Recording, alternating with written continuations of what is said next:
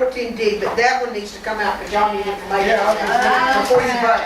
So, I saw the if you vote on the others, we need to explain that, and I want you to make sure you understand what you're Okay, voting on. amend that motion motion to to take go A A through through C. C, please. A through I was C. looking at it like, that's not a personnel. Okay, okay, do I have a motion to take A through C? Motion. Second. Second, all in favor? Wait, Aye. Guys, I've got a question that I need to. On personnel? Yes, on C. Jim, do we need to, didn't we recommend somebody at the last meeting, Gene, for that business slot? Yes, you already have. Do we need to, Wait a minute. It's going to be, I just have the next 15 minutes. I'm trying to find out if we need to resolve that one before We we need to actually. rescind that offer. He did not sign a contract. We recommended him in our board minutes at the last time, and he now has said he's not coming.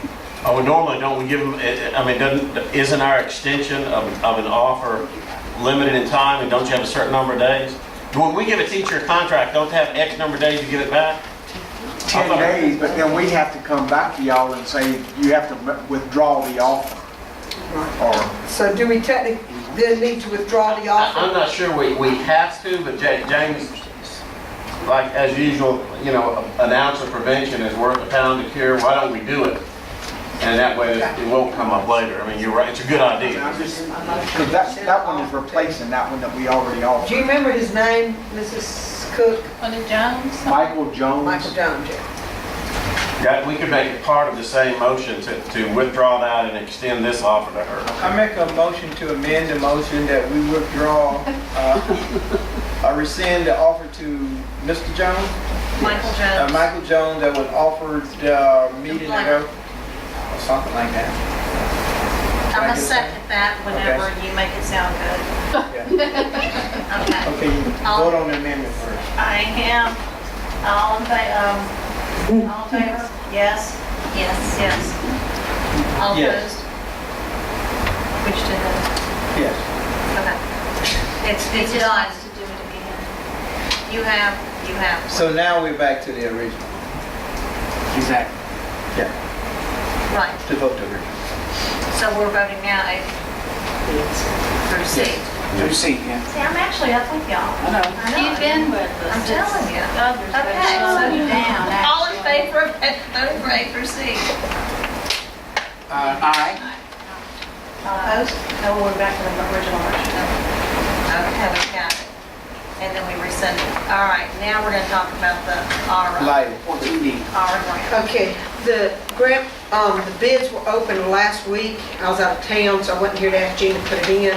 But we're trying to do this mainly over the summer, so because of the time constraints, we want to go ahead and award the grant. The low grant right now is David Rush Construction.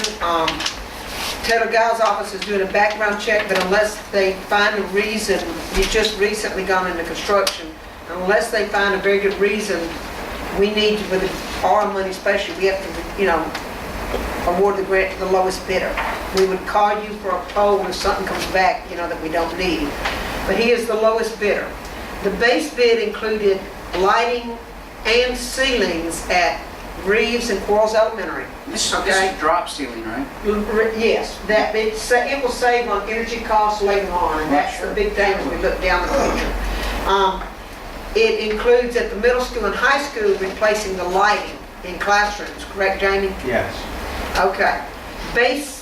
Alternate one includes the ceilings at the middle school with the lights, with the drop-in lights that you have with a drop ceiling.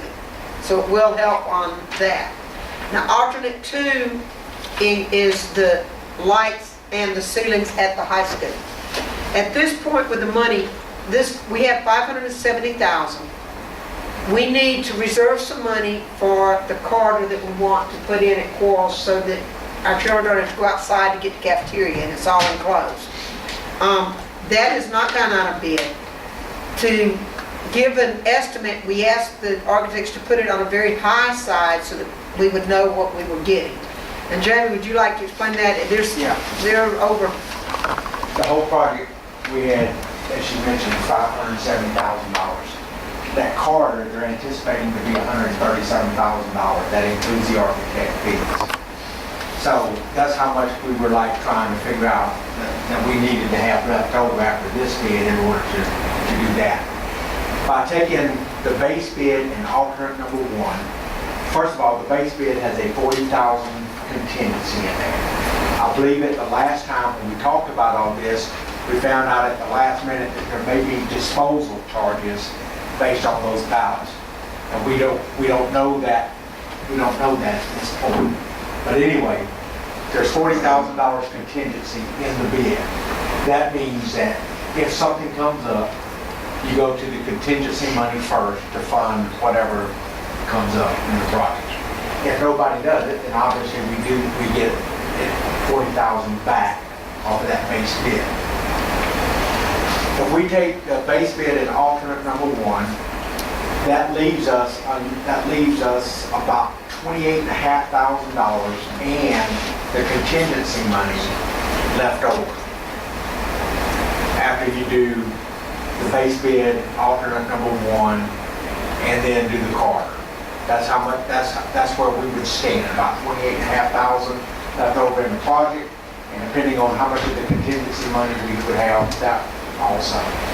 If we do the whole project, we're going to be about $31,000 short if we spend all the contingency money. And if the corridor comes in at the 137,000, They think that they think that the corridor is on the high side. but we won't know till it's bid. So Go on, all right, so the question becomes, we know for sure that we can stay within the total budget, do the base bid, the alternate bid, have the money to do the corridor, and probably gonna have $28,000 to spend on something else at the end. Or if you want to do, or if your pleasure is to do the high school also, then I have to tell you that we may have to obligate up to about $30,000 to $31,000 to finish the total project. That means the base bid, the alternate bid one, alternate bid two, and the corridor that is yet to be bid. Mr. Harvey, did we look at, I thought we had asked about, with these drop ceilings, new light fixtures, no ballast, all this kind of stuff, wasn't there a potential huge savings? Energy savings. Yes. I mean, that's what we're hoping for. But did we ever come up with a number on that? No, sir. Okay.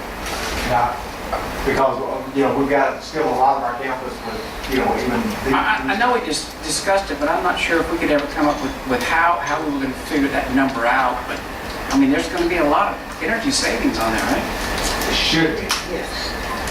All I can do is say should be, because it seems like. this is about to go up, and hopefully they can go up there, what do you say? Well, energy's always going to go up, but our efficiency is going to go down.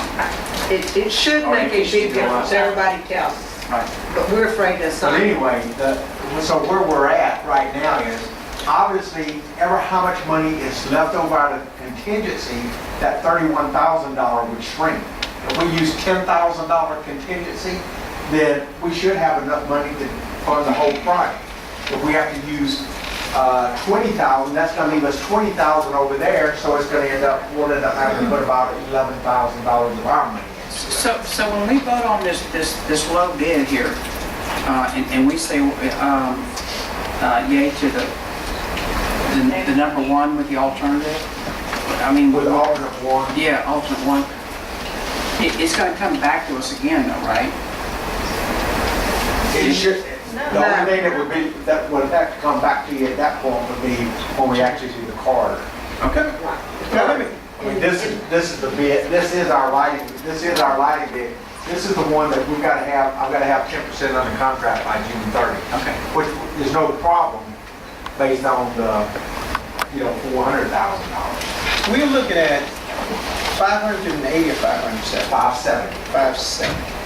570. That's what we have left in the R grant.